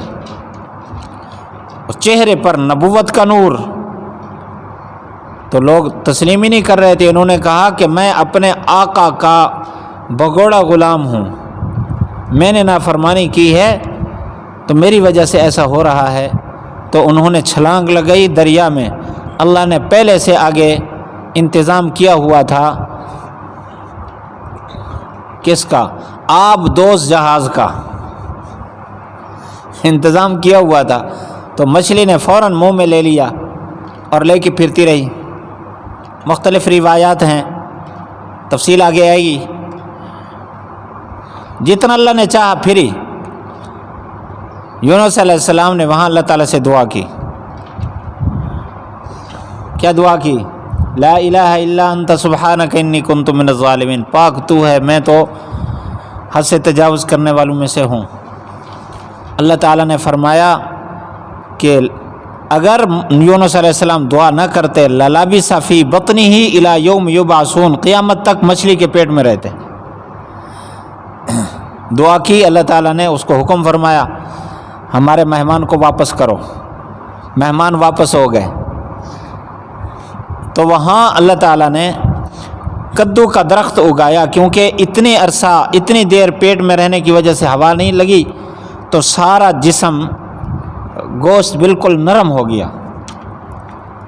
آپ خود تجربہ کریں ذرا، زیادہ ٹیوب ویل میں جب آپ نہاتے ہیں تو اس وقت چمڑے کا کیا حال ہوتا ہے، تو وہ تو کافی دیر پانی میں رہے، ہوا نہیں لگی، اس لیے چمڑا انتہائی نرم اور خود بھی انتہائی نازک ہو گئے، اور اللہ تعالیٰ نے مکھیوں کے سے حفاظت فرمائی، اوپر یہ کدو کا درخت اگا دیا، کیونکہ کدو کے پتے پر مکھی نہیں بیٹھتی، تو کدو کے درخت نے سایہ کیا۔ حضرت یونس علیہ السلام کو جب ہوا لگی اور طبیعت بحال ہوئی تو وہاں سے پھر نینوا بستی کی طرف گئے۔ اللہ تعالیٰ نے وہاں 1,00,000 آدمیوں کو ایمان نصیب فرمایا، ایک عرصہ تک رہے تو فرمایا فَمَتَّعْنَاهُمْ إِلَىٰ حِينٍ، ایک وقت تک ہم نے ان کو مہلت دی۔ ایک جدید مفسر دماغه خراب وفکرہ ممنوع ولقبہ مودودی، وہ یہاں کچھ کہتا ہے، وہ حضرت یونس علیہ السلام پر الزام لگاتا ہے۔ یہاں اسی جگہ آپ اس کی تفسیر تفہیم القرآن پرانا نسخہ دیکھیں، پرانا، جدید نسخے جو اب ہیں اس میں بڑی انہوں نے کٹوٹ کی ہے، پرانا نسخہ۔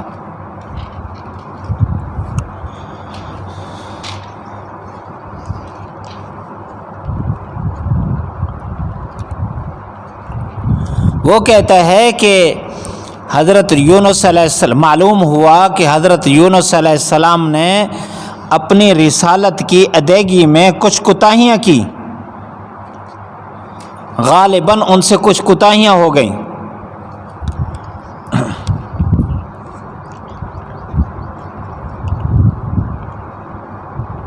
آگے یہ کہتا ہے، ایک تو یہ کہتا ہے کہ کوتاہیاں ہو گئیں، دوسرا کہتا ہے کہ ہر نبی جو اپنا فریضہ پورا ادا کرتا ہے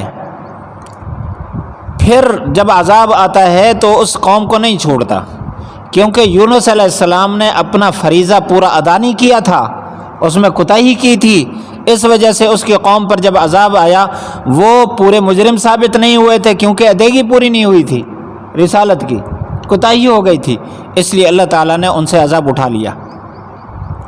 یونس علیہ السلام پر بہت بڑا الزام ہے یہ۔ نبی ہمیشہ معصوم ہوتا ہے اور نبی اپنے فریضہ نبوت میں، فریضہ رسالت میں بالکل کوتاہی نہیں کرتا، یہ اللہ کی طرف سے انتظام تھا۔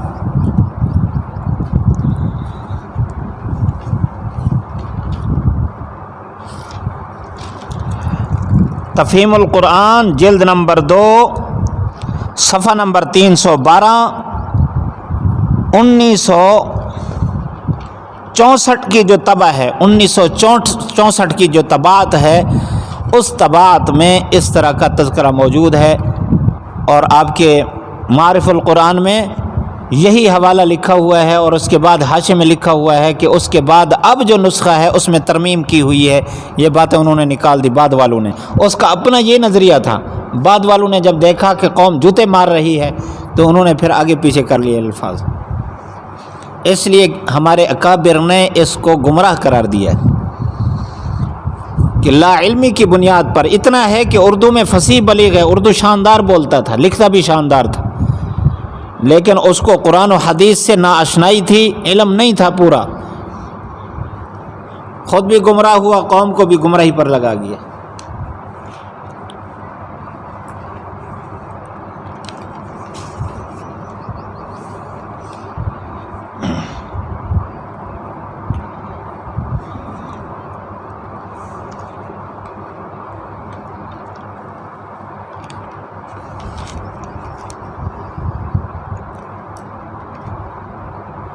فرمایا اگر حضور صلی اللہ علیہ وسلم کو تسلی ہے، اگر رب چاہتا تو سارے کے سارے ایمان لاتے،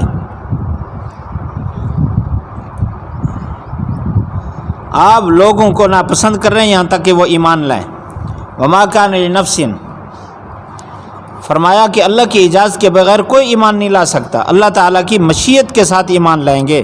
وَيَجْعَلُ الرِّجْسَ عَلَى الَّذِينَ لَا يَعْقِلُونَ، لیکن اللہ تعالیٰ ڈالتا ہے یہ گندگی ان پر جو عقل نہیں رکھتے۔ انظر، کون سی گندگی؟ بے ایمانی والی، شرک والی گندگی۔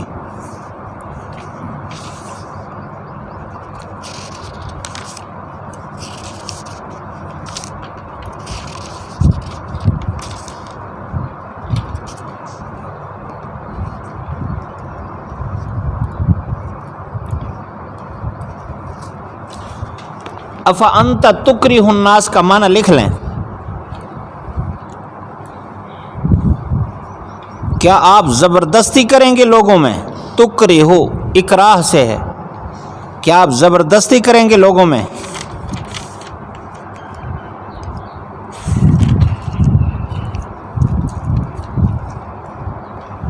یہاں تک کہ وہ ایمان لائیں۔ یہ تسلی ہے کہ آپ زبردستی نہیں کر سکتے۔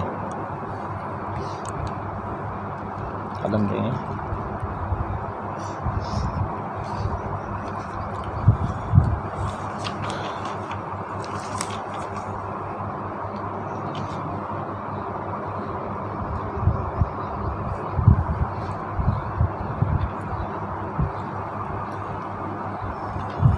ترجمہ دیکھیے آگے۔ اچھا، درمیان میں تخفیف اخروی ہے، فرمایا کہ یہ نہیں انتظار کر رہے مگر پہلی قوموں کے عذاب کی طرح اس کا انتظار کر رہے ہیں۔ آپ ان سے کہہ دیں میں بھی تمہارے ساتھ انتظار کرتا ہوں۔ ثم ننجی، اس سے پہلے کچھ عبارت محذوف ہے، کنا نہلک الامم، ہم نے قوموں کو ہلاک کیا، پھر اپنے رسولوں کو نجات دی اور ایمان والوں کو، اسی طرح ہم ایمان والوں کو نجات دیتے ہیں۔ قل یا ایھا الناس، فرما دیجئے اے لوگو، تم اگر میرے دین کے بارے میں شک میں ہو، فاخبرکم یہاں معصوف ہے، میں تمہیں خبر دیتا ہوں کہ میں نہیں عبادت کرتا جن کی تم عبادت کرتے ہو اللہ تعالیٰ کے علاوہ، میں تو اللہ کی عبادت کرتا ہوں، الذی یتوفاکم، جو تمہیں کھینچ لیتا ہے، اور مجھے حکم ہوا کہ میں ایمان والوں میں سے ہوں، اور مجھے حکم ہوا کہ ان اقم وجہک للدین، کہ قائم کر اپنا چہرہ دین کے لیے، یکسو ہو کر، نہ ہو مشرکین میں سے، اور نہ پکار اللہ کے علاوہ ان کو جو نہ نفع دے سکتے ہیں، اس کو نہ نقصان دے سکتے ہیں۔ اگر آپ نے ایسا کیا تو آپ بھی اس وقت ظالمین میں سے ہوں گے۔ وَيَمْسَسْكَ اللَّهُ، اگر اللہ تعالیٰ روک لے نقصان کو، اس کو کوئی کھولنے والا نہیں سوائے اس کے۔ وَإِن يُرِدْكَ، اگر آپ کے ساتھ اللہ تعالیٰ خیر کا ارادہ کرے، کوئی فَلَا رَادَّ لِفَضْلِهِ، پس نہیں اس کے فضل کو کوئی ٹالنے والا، يُصِيبُ بِهِ مَن يَشَاءُ، پہنچاتا ہے جس کو چاہتا ہے اپنے بندوں میں سے خیر، اور وہ بخشنے والا رحم کرنے والا ہے۔ فرما دیجئے اے لوگو، تمہارے پاس حق آ چکا تمہارے رب کی طرف سے، جس نے ہدایت اختیار کی، سوائے اس کے نہیں ہدایت اختیار کی اپنے ذات کے نفع کے لیے، جس نے گمراہی اختیار کی، سوائے اس کے نہیں گمراہی اسی پر وبال ہے، اور میں تم پر وکیل کارساز نہیں ہوں۔ اتباع کرو اس کی جو آپ کی طرف وحی کی گئی، اور صبر کے ساتھ صبر کیجئے یہاں تک کہ اللہ تعالیٰ فیصلہ کرے، اور وہ بہترین فیصلہ کرنے والا ہے۔ ربط،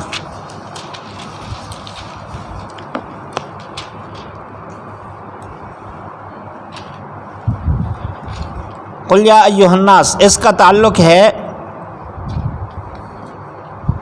قل فانتظروا کے ساتھ۔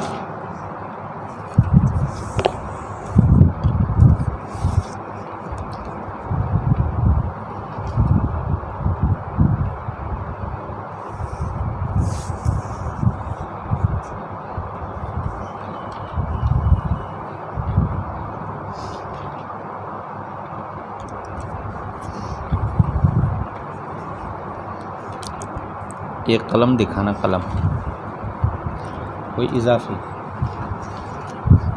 اضافی قلم ہے کسی آپ کے پاس ہے دوسرا؟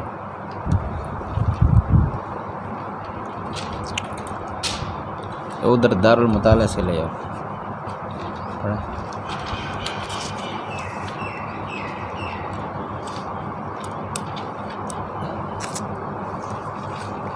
موضوع،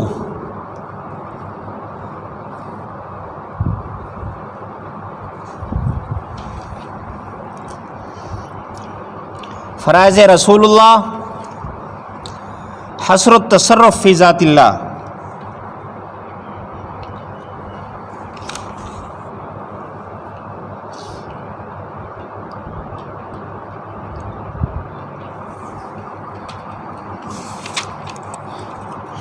خلاصہ، صداقت قرآن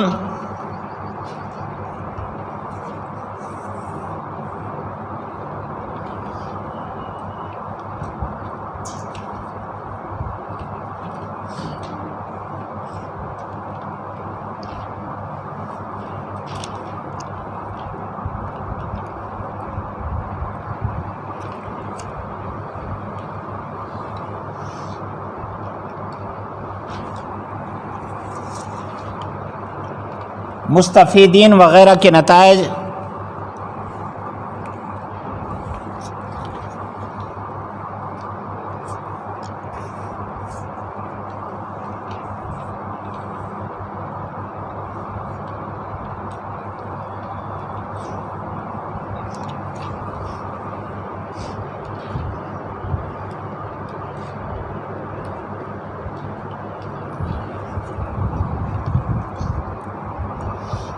تسلی رسول اللہ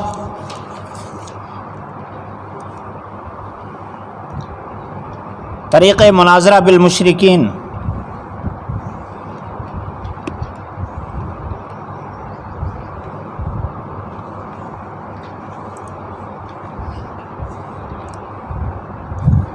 فریضہ اجتناب عن جمیع الادیان و توجہ الی الاسلام اجتناب عن جمیع الادیان و توجہ الی الاسلام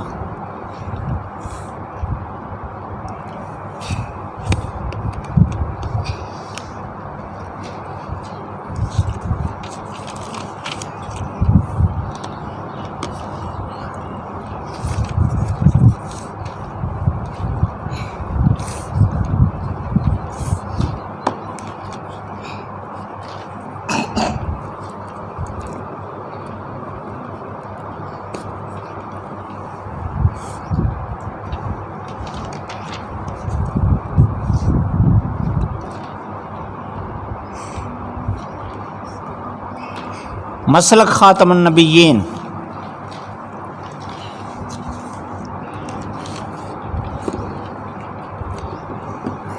توجہ فرمائیں گے. تفسیر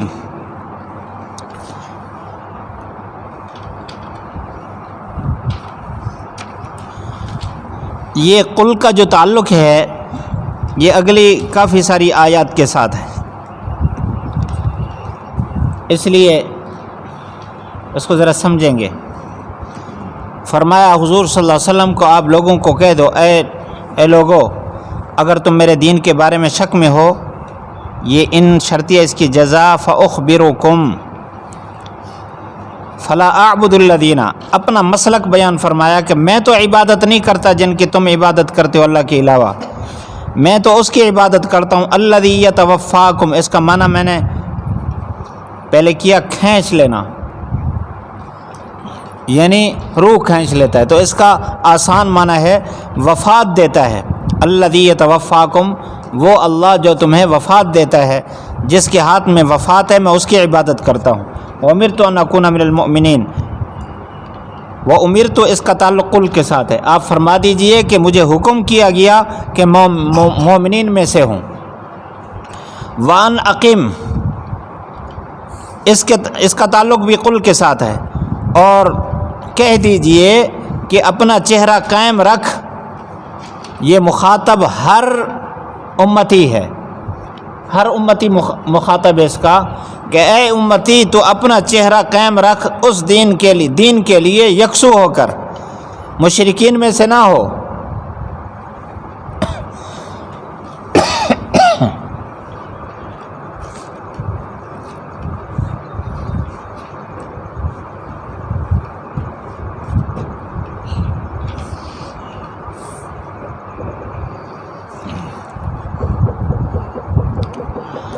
ولا تدعو، اس کے پیچھے بھی وہی قول ہے، اے امتی نہ پکار اللہ کے علاوہ کسی کو جو آپ کو نہ نفع پہنچا سکتا ہے نہ نقصان. اگر تو نے ایسا کیا تو اس وقت ظالمین میں سے ہوگا. وَإِن يَمْسَسْكَ، اس کا معنی آپ لکھیں اگر پہنچائے آپ کو، یمسسکا اگر اللہ تعالیٰ پہنچائے نقصان، خطاب امتی کو ہے. امتی اگر اللہ آپ کو نقصان پہنچائے تو کوئی اس کو کھولنے والا نہیں اس کے علاوہ. وَإِن يُرِدْكَ، اگر ارادہ کرے آپ کے ساتھ خیر کا، فلا راد، رد سے ہے پھیرنا، کوئی پھیرنے والا نہیں اللہ کے فضل کو. یہاں خیر کو فضل قرار دیا ہے. توجہ کریں گے، اس میں ایک نقطہ ہے، وہ یہ ہے کہ ایمان والے کو جو بھی خیر پہنچتی ہے وہ اللہ کا فضل ہوتا ہے. انسان کا اپنا کوئی کمال نہیں ہوتا. کوئی بھی خیر پہنچے نیکی کی توفیق ہو گئی، تسبیح کی توفیق ہو گئی، گناہ سے بچ گیا، صحت مل گئی، رزق مل گیا، کوئی خوشخبری مل گئی، یہ اللہ تعالیٰ کے فضل سے ہے، ورنہ انسان اس کا حقدار نہیں ہے۔ انسان کے ذمے تو یہ ہے کہ وہ عبادت کے لیے ساری زندگی سجدے میں رہے۔ جو خیر پہنچتی اللہ کا فضل ہے، یصیب بہ من یشاء من عبادی، جس کو چاہتا ہے اپنے بندے تک یہ خیر پہنچاتا ہے۔ قل یا ایھا الناس، یہ فرما دیجئے تمہارے پاس حق آ چکا، یعنی سچا مذہب آ چکا تمہارے رب کی طرف سے، جو بھی ہدایت پر رہا سوائے اس کے نہیں اس نے اپنی ذات کے لیے ہدایت اختیار کی، اور جو گمراہی پر رہا تو اس گمراہی کا وبال اس پر ہوگا۔ وما انا علیکم بوکیل، وکیل کا معنی کریں ذمہ دار، میں تم پر ذمہ دار نہیں ہوں، میں آپ اتباع کیجئے اس کی جو آپ کی طرف وحی کی گئی، اور صبر کیجئے یہاں تک کہ اللہ تعالیٰ فیصلہ کر لے، وہ بہترین فیصلہ کرنے والا ہے۔ سورۃ ہود، پہلے ربط سورت لکھ لیں پھر اس کا ترجمہ کریں گے۔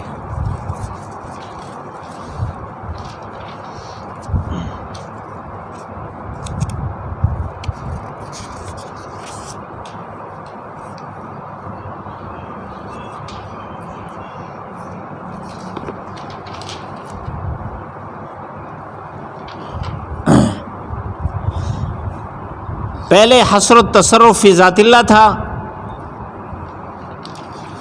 اب اس صورت میں حصر العبادات فی ذات اللہ کا ذکر ہوگا۔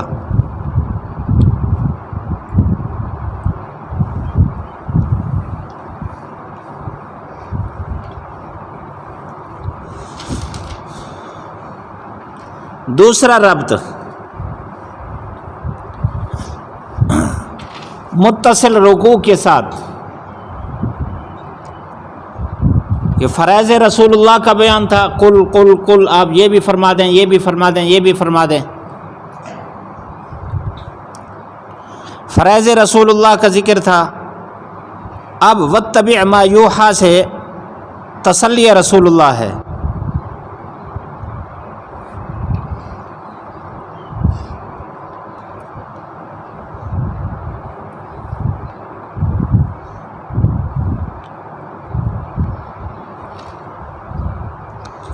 پہلے داستان حضرت نوح کا اجمالی تذکرہ تھا،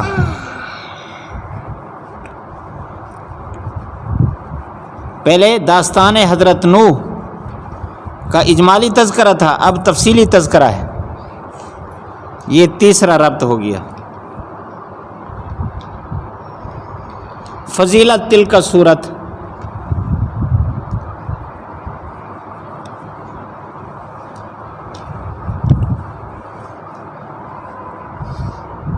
سعادت دارین،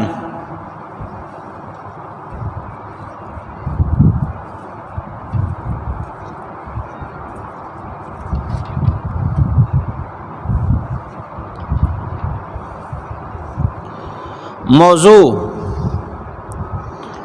دعوت الی القرآن والتوحید،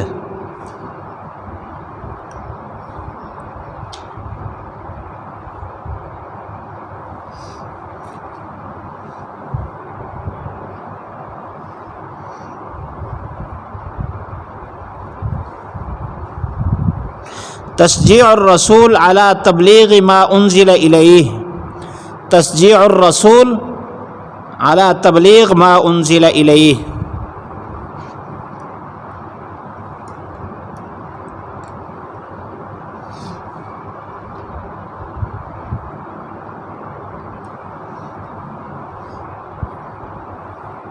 موضوع یہ ہو گیا۔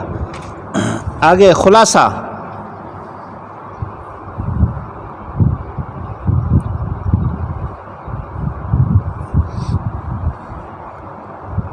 خلاصہ صورت، صداقت قرآن،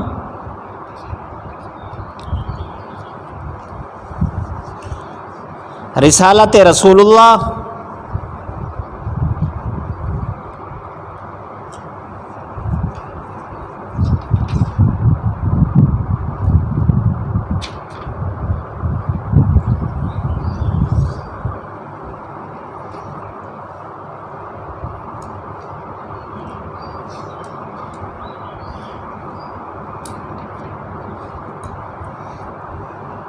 اس بات قیامت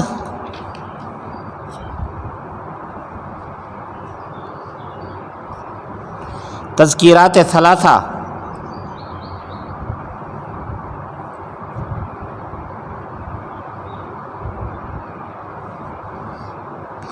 امحال مجرمین،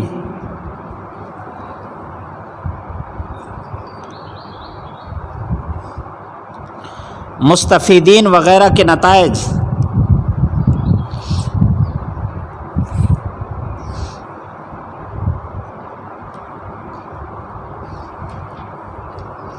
عظمت باری تعالی،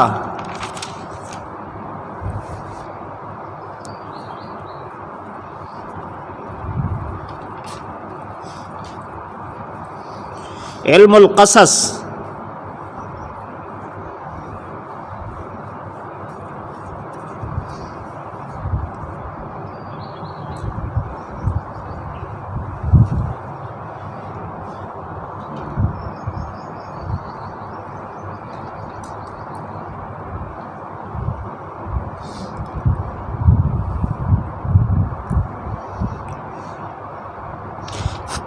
فرائض رسول اللہ، فضائل قرآن،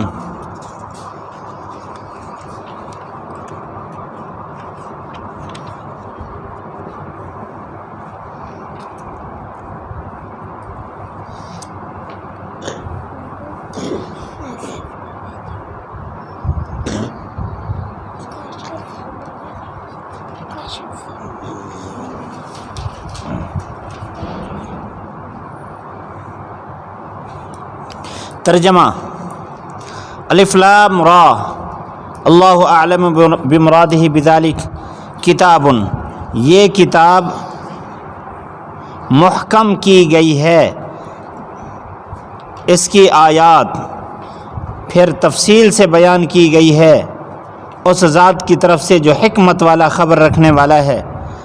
اللہ تعبدو کہ نہ عبادت کرو مگر اسی کی، بے شک میں تمہارے لیے اللہ کی طرف سے ڈر سنانے والا، خوشخبری سنانے والا ہوں، اور یہ کہ استغفار کرو اپنے رب سے، پھر اس کی طرف رجوع کرو، تمہیں نفع دے گا، اچھا نفع ایک وقت تک، اور دیا جائے گا ہر فضل والے کو اس کا فضل۔ اگر پیٹھ پھیری، بے شک میں خوف کرتا ہوں تم پر بڑے دن کے عذاب سے۔ اللہ کی طرف تمہارا لوٹنا ہے، وہ ہر چیز پر قدرت رکھنے والا ہے۔ الا سنو، انہم یثنون صدورہم، یہ ٹیڑھا کرتے ہیں اپنے سینوں کو، لیستخفوا منہ، تاکہ اس سے چھپیں۔ الا سنو، جب اوڑھتے ہیں یہ اپنے کپڑوں کو، اللہ تعالیٰ جانتا ہے جس کو یہ چھپاتے ہیں اور جس کو یہ ظاہر کرتے ہیں۔ اللہ تعالیٰ دلوں کے رازوں کو جاننے والا ہے۔ نہیں ہے کوئی جانور زمین میں مگر اللہ کے ذمے ہے اس کا رزق، جانتا ہے اس کے مستقر کو بھی اور اس کی عارضی پناہ گاہ کو بھی، اور ہر ایک واضح کتاب میں لکھا ہوا ہے۔ وہ اللہ جس نے آسمانوں کو اور زمین کو پیدا کیا 6 دنوں میں، اس حال میں کہ عرش پانی پر تھا، تاکہ آزمائے تم کو تم میں سے کون اچھے عمل والا ہے۔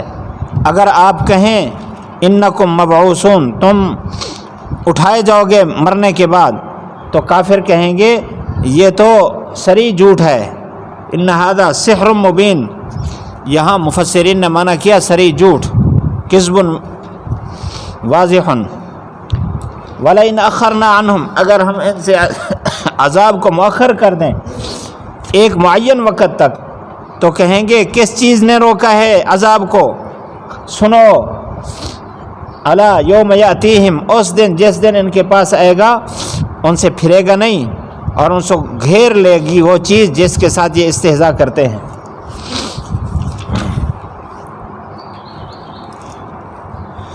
ھذا معذوف ہے کتاب ان سے پہلے، ھذا مبتدا ہے، کتاب اس کی خبر۔ احکمت آیاتہ، احکمت بالدلائل آیاتہ، اس کی آیات مضبوط محکم کی گئی ہیں دلائل کے ساتھ۔ ثم فصلت، پھر اس کی تفصیل بیان کی گئی۔ مطلب یہ ہے کہ یہ کتاب دلائل کے ساتھ مضبوط ہے، محکم ہے، اس میں تبدیلی کا کوئی احتمال نہیں ہے، نہ نسخ کا احتمال ہے۔ آگے دو صفات بیان فرمائی، حکیم خبیر۔ حکیم کا تعلق احکمت سے ہے اور خبیر کا تعلق فصلت سے ہے۔ حکیم ہے اس لیے محکم اتارا، اور ہر چیز کی خبر رکھنے والا ہے اس لیے ہر چیز کو تفصیل سے بیان کیا۔ سمجھ گئے تعلق؟ اور آگے ذمہ داری بیان کی،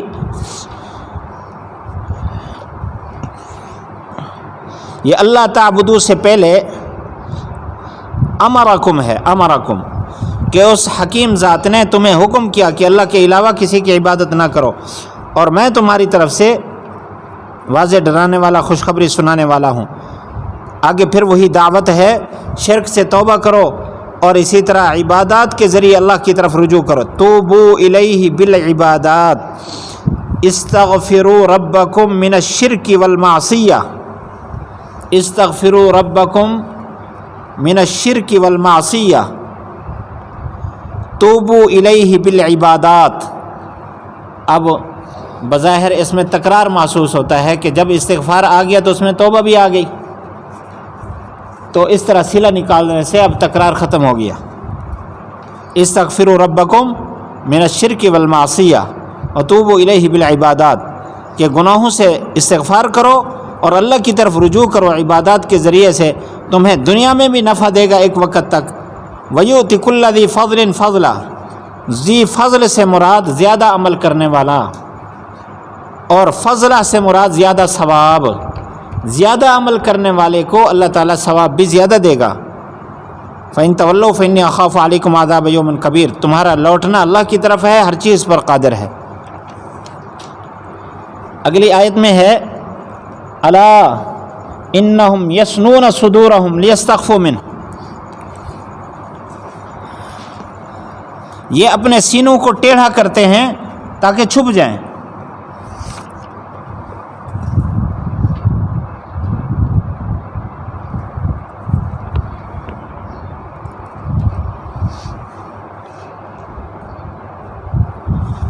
بعض مفسرین نے اس کا مصداق صحابہ کو قرار دیا کہ صحابہ حیا کی وجہ سے جب تک قضائے حاجت کے لیے بیٹھتے تو اپنے سینوں کو یوں جھکا لیتے۔